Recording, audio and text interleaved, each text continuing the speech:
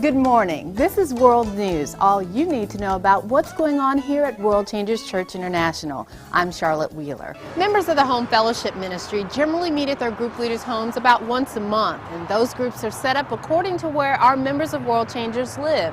So if you live in, say, Fayetteville, you'd meet with about 15 to 20 people right here in that area. There's also groups in Riverdale, Marietta, Austell, and these groups sometimes split up for special occasions. We're fired up and ready to do this, and we know that one person who's also fired up and ready for kids, that's Adrian. Why are you so involved in this? It's now 5 months into the investigation, and the Florida Highway Patrol believes this is the car that struck Rhonda Andahar. Now the hard part for them is trying to find out who was behind the wheel.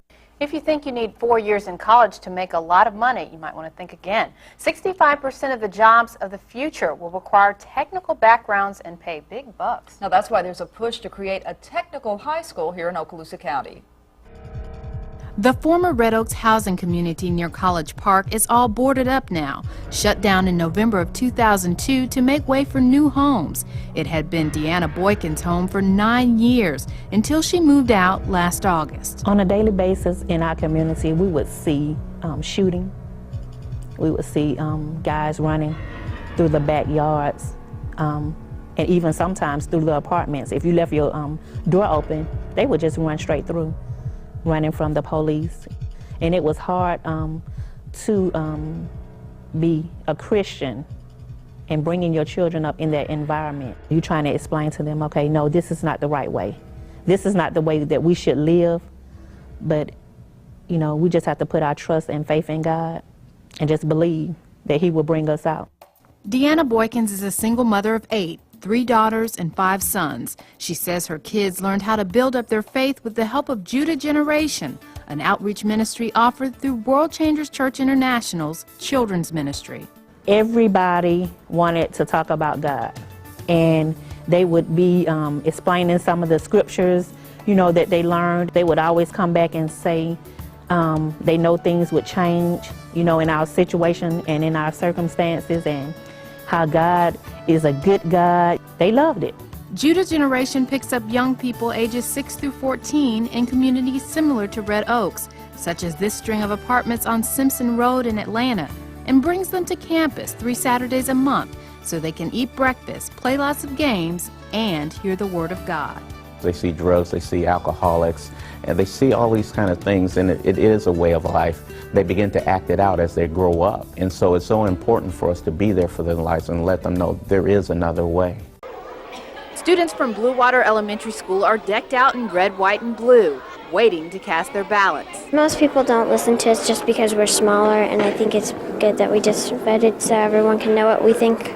5th graders on down to kindergartners participate in the mock election. Older students even work the polling booths. It's all part of Okaloosa County's Kids Vote program. Well, we think it's important for kids to understand that it's a right to vote, and it's also a responsibility to vote, and we're excited about their obligations because they take it very seriously. So that we could choose the right person to be a leader in America. Students choose from the same candidates on the general election ballot, although a few children admit they forgot whose box they marked. For example, the governor. Do you remember? No, I don't. I don't remember. Do you remember who you voted for? But in the end, the goal is to make sure these youngsters will exercise their voting rights in the future when their voice really counts. Not even our nation's military is immune to the wrath of a hurricane like Opal. The storm unleashed $160 million worth of damage at Eglin Air Force Base and Herbert Field back in 1995. It could have been worse if the bases didn't have solid strategies mapped out or mastered mock exercises like Hurricane Manfred. We get the information from the National Hurricane Center, and they provide a current position and a forecasted track of the hurricane. We take that information and plot it out, and we provide them with the course of where it's going to hit and what time. This is the Survival Recovery Center at Herbert Field, and when a hurricane threatens the base, more than 24 airmen set up here for round-the-clock operations. What our responsibilities start with is monitoring the situation when there's a storm of some type coming up in the Gulf, getting that information out to both the on-base and surrounding area. Everyone plays a role in that, from the weather experts. You just talk about the winds, how the 65-mile-an-hour winds are affecting us.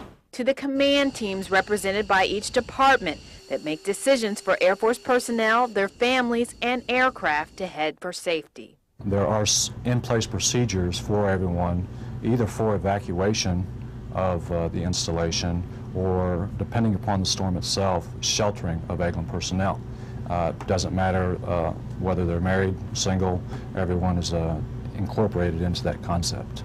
And out of an estimated 7,000 people who live at Eglin, only 250 used its shelters during Hurricane Opal.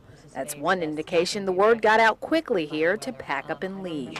Our greatest key in making this work is information. Today is a very special day. It's Mother's Day.